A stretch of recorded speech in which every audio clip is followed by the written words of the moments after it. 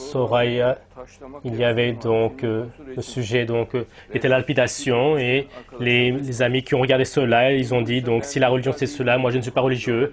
Non, donc dans le Coran il n'y a pas la lapidation. Et au temps de notre prophète, est-ce qu'il a été voulu faire la lapidation? Est-ce qu'il a tué avec les pierres? Mais mon frère, tout ceci est entièrement faux.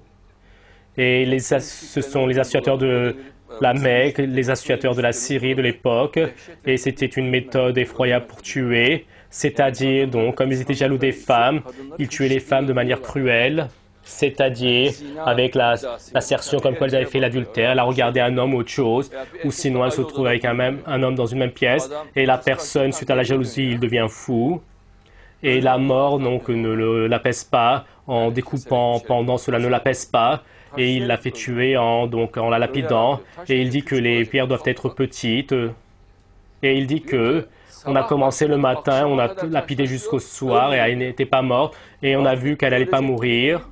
Là-bas, donc, il y avait donc la mâchoire de chameau, et en frappant, je l'ai tué, dit-il.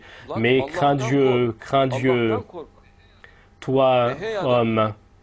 Et donc, est-ce qu'il peut y avoir tant de mensonges à la suite? Est-ce que ceci est une chose à faire par un musulman?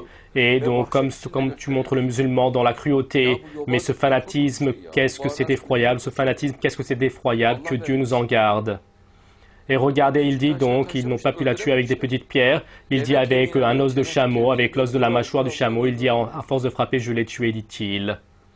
Et ensuite, il dit qu'il ne lui reste plus aucun péché, elle a été nettoyée. Mais mon frère, tous vous avez été des criminels là-bas, quelle va être votre situation?